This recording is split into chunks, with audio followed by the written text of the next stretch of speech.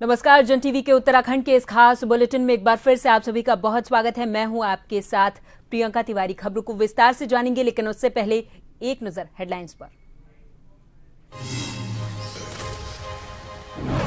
CM Dhami का आज हरिद्वार दौरा, यूनिवर्सिटी में आयोजित कार्यक्रम में करेंगे शिरकत। शास्त्रोत्सव के समापन समारोह में होंगे शामिल।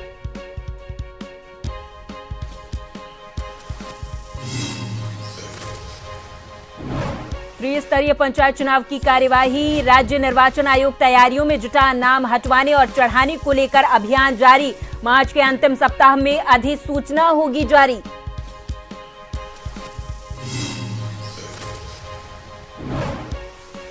चंपावत के नवनियुक्त भाजपा जिलाध्यक्ष का हुआ स्वागत। भाजपा कार्यकर्ताओं ने निकाला जुलूस, ढोल नगाड़ों की रही गूंज।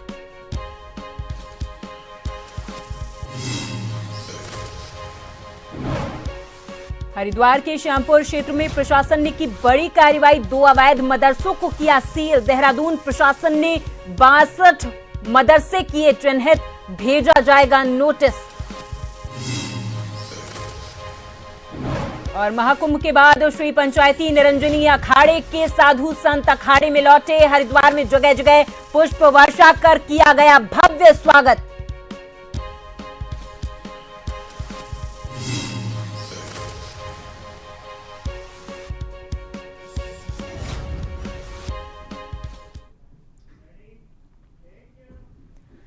और अब खबरों को जानेंगे विस्तार से। मुख्यमंत्री पुष्कर सिंह धामी हरिद्वार के दौरे पर रहे हैं, जहां पर पतंजलि यूनिवर्सिटी में आयोजित 3 दिवसीय कार्यक्रम में वो शामिल होंगे। आपको जानकारी दे दें कि शास्त्रोत्सव के समापन समारोह में शामिल होंगे सीएम धामी। बता दें कि शास्त्रोत्सव में देश भर के संस्कृत संस्थानों के छात्र पहुंचे हुए हैं। केंद्रीय संस्कृत यूनिवर्सिटी में आयोजन का ये हिस्सा बना हुआ है।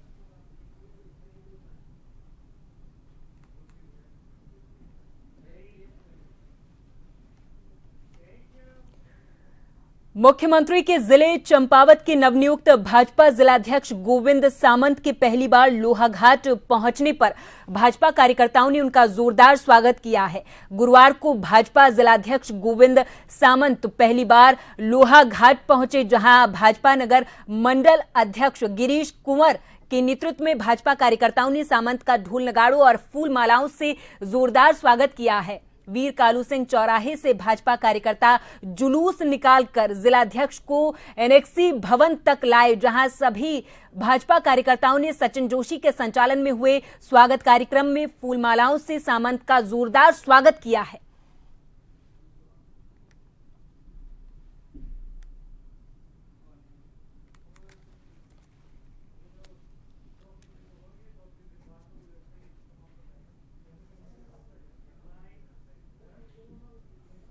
मैं सर्वप्रथम तो हमारे प्रदेश के नेतृत्व को, माननीय प्रदेशाध्यक्ष जी को, माननीय संगठन महामंत्री जी को और प्रदेश के मुखिया श्री पुष्कर सिंह धामी जी को धन्यवाद दूंगा, जिनके द्वारा मुझे चंपावत जिले का जिलाध्यक्ष का दायित्व दिया गया है। मेरी सर्वप्रथम प्राथमिकता तो यह है, क्योंकि मुझसे पहले भी पूरे सभी जितने भी जिलाध्यक्ष रहे, उनने संगठन को मजबूत करने के लिए एक से एक बढ़ के काम किए। क्योंकि मैं ये भी कहूँगा कि उनके द्वारा पूरे जिले में लगातार इससे पहले जितने चुनाव हुए होंगे, अभी हमारे इससे पहले निकाय चुनाव थे, उनमें सभी चुनाव हम जीते। लेकिन मेरा कहना ये रहेगा, जो हमारे चंपावत से लेकर हमारे दोनों विधानसभा हैं, दोनों विधानसभाओं में पूरा जो तालमेल बना करके, अभी सबसे पहले मैंने टीम तैयार कर दी है। मैंने टीम में भी अपना संतुलन बनाना है। उसके बाद हमारे पूरे जिले में रामपुर से लेकर यहाँ तक एक से एक अच्छा कार्यकर्ता है।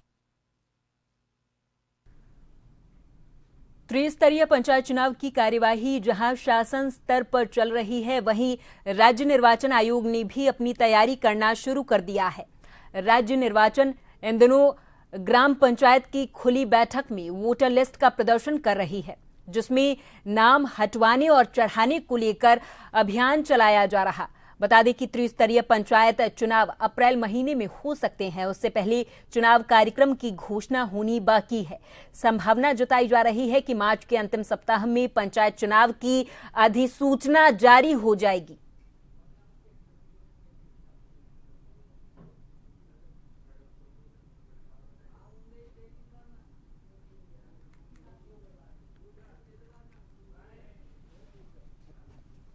इसके लिए एक विशेष अभियान जो है आयोग द्वारा समस्त जनपदों में चलवाया जा रहा है, जिसके अंतर्गत जो है प्रत्येक जो हमारी पंचायत है, ग्राम पंचायत है, इसकी खुली बैठकों में जो है इस वोटर लिस्ट का प्रदर्शन किया जा रहा है। और प्रदर्शन के साथ साथ यहाँ पर हमारे जो संगणक हैं वो प्रपत्र 2, 3, 4 के साथ वहाँ पर उपलब्ध हो रहे हैं, ताकि किसी भी ग्रामवासी को अगर कोई नाम में या फिर कोई भी अगर एंट्री में अगर चेंजेस करवाने हैं, कोई नाम अगर छूट गया है उसको जुड़वाना है, या फिर कोई अपात्र या गलत नाम चढ़ गया है उसमें, तो उस नाम को डिलीशन कराना है, तो उसके लिए लिखित में आपत्ति दर्ज की जा सकती है, नाम जुड़वाए जा सकते हैं और संशोधन भी करवाए जा सकते हैं। देहरादून जिला प्रशासन लगातार अवैध मदरसों पर कार्रवाई करता हुआ नजर आ रहा है। डीएम सबिन बंसल के अनुसार बिना रजिस्ट्रेशन और अतिक्रमण की जद में संचालित हो रहे मदरसों के चिन्हीकरण की प्रक्रिया चल रही है। वहीं अब तक करीब 50 से ऊपर इस तरीके के मदरसों पर प्रशासन के द्वारा कार्रवाई की जा चुकी है और 62 अन्य मदरसे ऐसे भी हैं जिन्हें चिन्हित किया जा चुका है, जिन्हें नोटिस भेजने का काम प्रशासन अब कर रहा है।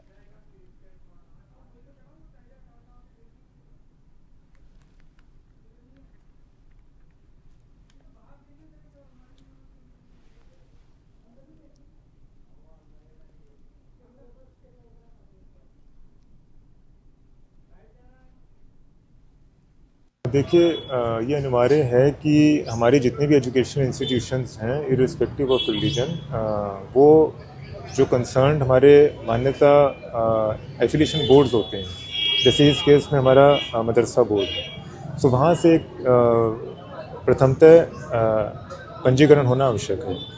सेकंड इशू है कि जिस भवन में संचालित किए जा रहे हैं कोई भी एजुकेशनल इंस्टीट्यूशन, चाहे वो सरकारी या गैर सरकारी है, तो नियम सबके लिए एक है कि उनका विधिवत नक्शा पास होना चाहिए और कंसर्न डेवलपमेंट अथॉरिटीज से उनका अप्रूवल होना चाहिए। तो इन्हीं दो एस्पेक्ट्स पे प्रवर्तन कार्रवाई गतिमान है और यदि आगे कंप्लायंस कर लिया जाता है तो वेल एंड गुड, लेकिन अगर कंप्लायंस नहीं हो रहा है तो ये बच्चों के लिए भी अनसेफ स्ट्रक्चर्स हैं, तो इसमें इसलिए कार्रवाई निरंतर गतिमान है। हरिद्वार के श्यामपुर क्षेत्र के गुर्जर बस्ती में प्रशासन ने बड़ी कार्रवाई करते हुए 2 अवैध मदरसों को सील कर दिया है। दरअसल ये मदरसे सरकारी जमीन पर बिना पंजीकरण के चलाए जा रहे थे। जब इन पर ताला जड़ा जा रहा था तब इस दौरान पुलिस बल भी तैनात था, जिससे कार्रवाई के दौरान किसी भी प्रकार की कोई अव्यवस्था की स्थिति न बनी।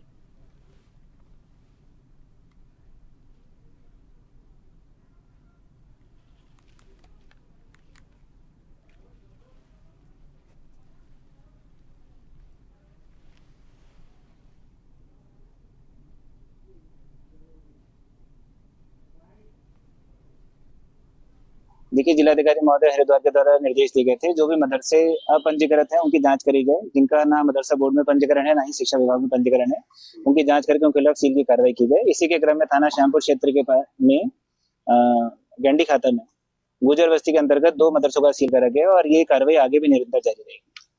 कितने मदरसे सर अभी आगे रडार पर गए, रडार पर जिनको देखिए, अभी ये मतलब इसके बारे में संख्या नहीं दी जा सकती, लेकिन ये है कि लगातार इस संबंध में जांच की जा रही है और जैसे जैसे संज्ञान में आते जाएंगे उनके खिलाफ कार्रवाई की जाएगी।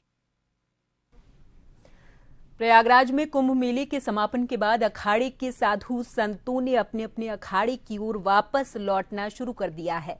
इसी क्रम में आज श्री पंचायती निरंजनी अखाड़े के साधु संतों की जमात आज अपने अखाड़े में वापस लौट आई है। वहीं इन साधु संतों की जगह जगह पुष्प वर्षा और गले में माला डालकर उनका स्वागत किया गया है। अखिल भारतीय अखाड़ा परिषद के अध्यक्ष श्री महंत रविन्द्रपुरी महाराज ने इस दौरान कहा है कि सैकड़ों की संख्या में जो साधु संत महात्मा हमारे साथ प्रयागराज कुंभ मेले में गए थे वो सकुशल वापस आ गए हैं।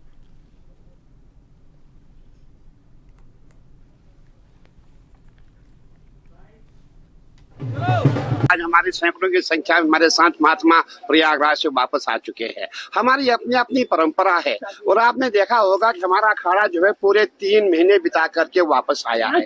हमारी परंपरा, हम जो है प्रयागराज का महाकुंभ होने के पश्चात हम लोग वाराणसी जाती है, वाराणसी से हरिद्वार में आते हैं और बहुत ही अच्छा अनुभव रहा।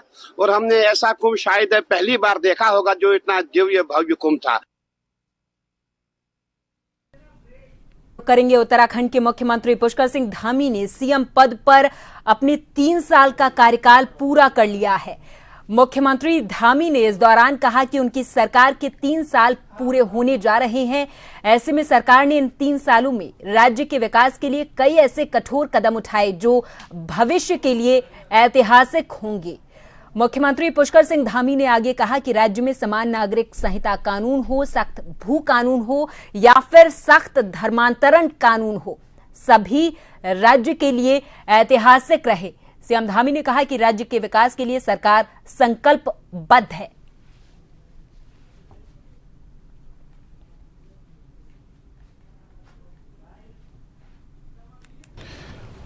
देखिए, 3 साल का कालखंड हमारे आदरणीय प्रधानमंत्री श्री नरेंद्र मोदी जी के मार्गदर्शन में राज्य सरकार ने अनेक विकास के कार्य आगे बढ़ाए हैं, नए काम भी शुरू किए हैं और पूरे देश के अंदर विकास के मानकों पर भी उत्तराखंड सरकार 2024 के नीति आयोग की रैंकिंग में पहले नंबर पर आई है। बेरोजगारी दर में 4.4% की कमी हुई है। निवेश बड़ी मात्रा में उत्तराखंड के अंदर आया है।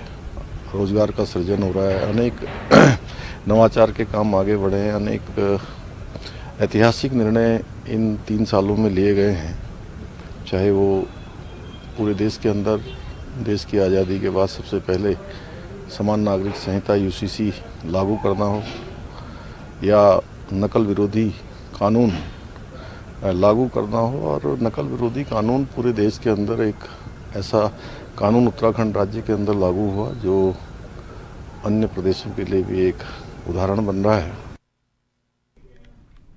मुख्यमंत्री पुष्कर सिंह धामी ने देहरादून में कृषि विभाग के अधिकारियों के साथ बैठक की। इस बैठक में कृषि, बागवानी, सहकारिता, रेशम पालन, सगंध पौधा केंद्र, गन्ना और चाय उत्पादन बोर्ड के अधिकारी मौजूद रहे हैं। सीएम धामी ने किसानों को अधिक लाभ और उनकी परेशानियों के बारे में चर्चा करते हुए कहा कि मौसम विभाग के अनुसार तैयारियां करें ताकि किसानों को फसलों में नुकसान ना हो, किसानों को होने वाली हानियों से बचाया जा सके। उन्होंने लापरवाह अधिकारियों पर कार्रवाई के निर्देश भी दिए हैं।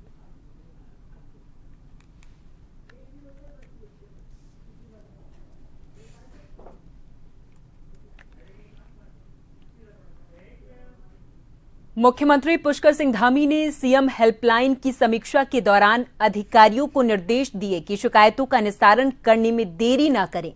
मुख्यमंत्री धामी ने कहा कि L1 स्तर पर शिकायतों के निस्तारण को लेकर 36 दिन की समय सीमा दी गई है और अगर उससे ऊपर समस्या का निदान नहीं होता है तो फिर जवाबी कार्रवाई में जिम्मेदार अधिकारियों के खिलाफ कार्रवाई की जाएगी। मुख्यमंत्री धामी ने कहा कि जिस स्तर की समस्या है उस स्तर पर अधिकारी को उस समस्या का समाधान करना चाहिए, न कि उसे पेंडिंग रखना चाहिए।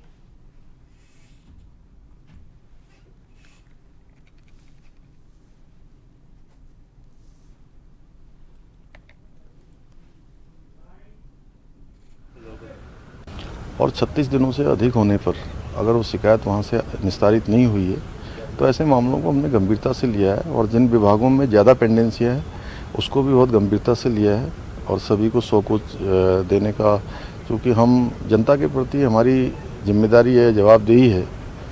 और मैंने कहा है कि जिस स्तर पर समस्याओं का समाधान हो जाना चाहिए वो समस्याएं उसी स्तर पर समाधान की ओर जानी चाहिए, उनको उससे ऊपर के स्तर पर नहीं आना चाहिए।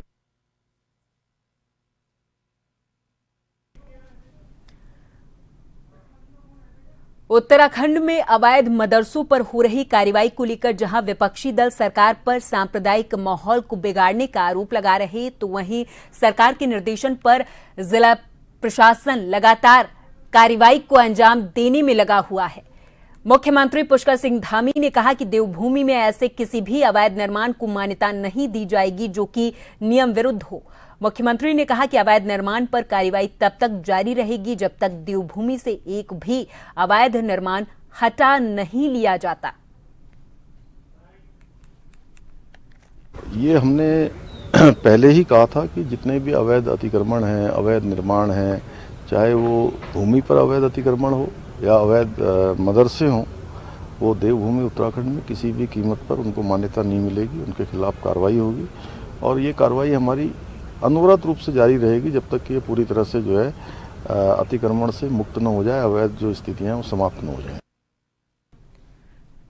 मुख्यमंत्री पुष्कर सिंह धामी के दिशा निर्देश पर प्रशासन लगातार अवैध मदरसों के खिलाफ कार्रवाई कर रहा। गुरुवार को किच्छा में भारी पुलिस फोर्स की मौजूदगी में प्रशासन के द्वारा 1 दर्जन से अधिक मदरसों का स्थलीय निरीक्षण किया गया है। इस दौरान कई मदरसे अवैध पाए गए और सील भी कर दिए गए। निरीक्षण के दौरान मदरसों में मौजूद व्यक्तियों का कोई पुलिस सत्यापन नहीं मिला और उनके द्वारा बताया गया कि नाम पता भी झूठा पाए जाने के बाद पूरा मामला संदिग्ध प्रतीत हो रहा है।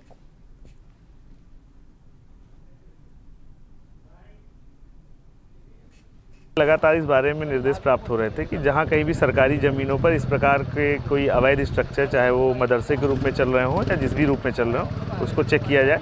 यहाँ पे चेक किया गया है, कोई भी इस प्रकार के दस्तावेज इनके पास नहीं है जिससे इस प्रकार की गतिविधि को संचालित करने का इनके पास कोई अनुमन्य दस्तावेज हो। इसी क्रम में सील करके नोटिस दिया गया है और तदनुसार सरकारी ज़मीन प्रथम दृष्टया दृष्टिगोचर हुई है, उसमें भी आगे अग्रिम कार्रवाई विधि के अनुसार से की जाएगी। अधिकारी साथ में हैं, वो अभी जाँच कर रहे हैं। जो व्यक्ति मिला है वो यहाँ का नहीं है, ये तो तस्दीक हुआ है। और जो आधार में एड्रेस है और जो उसके द्वारा एड्रेस बताया गया है, प्रथम दृष्टया उसमें भिन्नता प्राप्त हुई, लेकिन ये जांच का विषय है। उसके बारे में क्षेत्राधिकारी महोदय द्वारा स्वयं गोपनीय जांच की जा रही है, उसके बारे में उनके द्वारा ब्रीफ किया जाएगा बाद में। कुमायूं परिक्षेत्र की पुलिस महानिरीक्षक रिद्धिम अग्रवाल ने हल्द्वानी में एक प्रेस कॉन्फ्रेंस आयोजित की, जिसमें उन्होंने शहर के सत्यापन अभियान, साइबर क्राइम और बेसिक पुलिसिंग जैसे महत्वपूर्ण विषयों पर खुलकर चर्चा की है।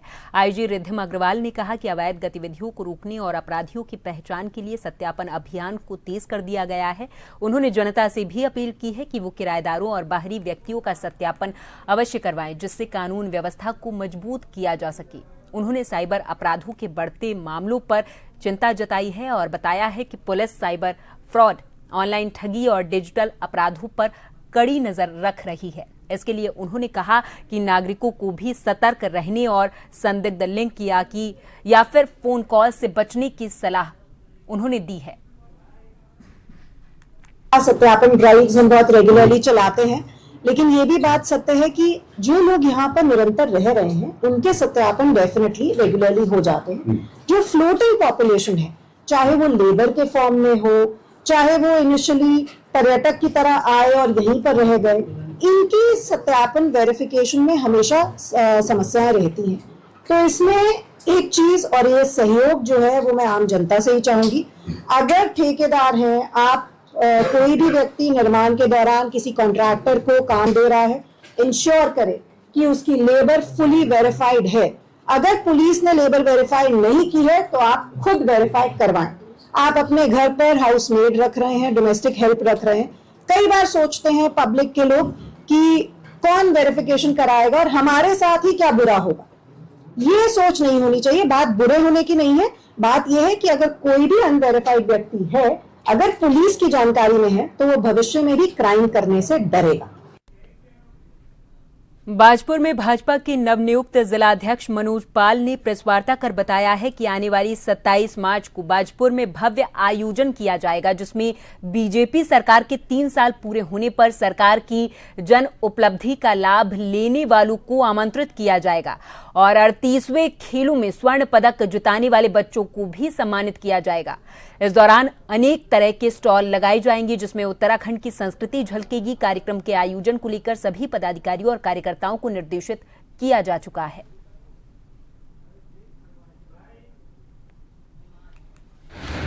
जिनकी यात्रा दूसरे कार्यकाल के रूप में 3 वर्ष उनके पूरे हुए हैं, इसको हम सब लोग मिलकर एक महोत्सव के रूप में मना रहे हैं। उसी नियमित बाजपुर में 27 तारीख को एक बड़े महोत्सव के आयोजन की तैयारियां चल रही हैं। इसमें जो भी हमने 3 वर्षों के अंदर हमारी सरकार ने नित नए आयाम स्थापित किए हैं, उनको लेकर हम सब लोगों को आमंत्रित कर रहे हैं। एक लोगों के अंदर भी इस कार्यक्रम के जारी होने के बाद उत्साह है और लोग माननीय मुख्यमंत्री जी को अपना स्नेही, अपनापन मानते हुए उनके कार्यक्रम में बढ़ चढ़कर आने के लिए तैयार हैं। और चलते चलते एक बार फिर नजर हेडलाइंस पर।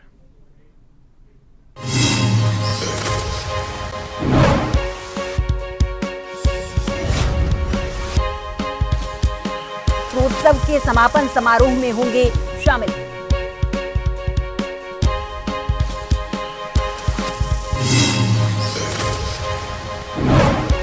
त्रिस्तरीय पंचायत चुनाव की कार्यवाही, राज्य निर्वाचन आयोग तैयारियों में जुटा। नाम हटवाने और चढ़ाने को लेकर अभियान जारी। मार्च के अंतिम सप्ताह में अधिसूचना होगी जारी।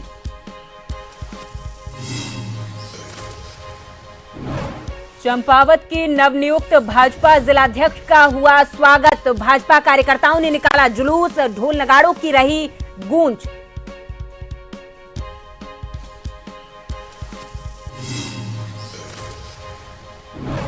हरिद्वार के श्यामपुर क्षेत्र में प्रशासन ने की बड़ी कार्रवाई, 2 अवैध मदरसों को किया सील। देहरादून प्रशासन ने 62 मदरसे किए चिन्हित, भेजा जाएगा नोटिस।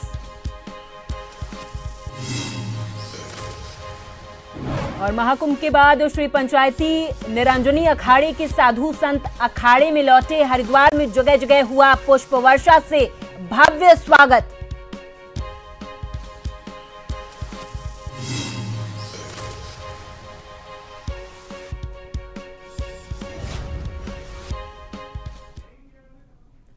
और इसी के साथ इस बुलेटिन में फिलहाल के लिए मेरे साथ बस इतना ही। आप देखते रहें जन टीवी। नमस्कार।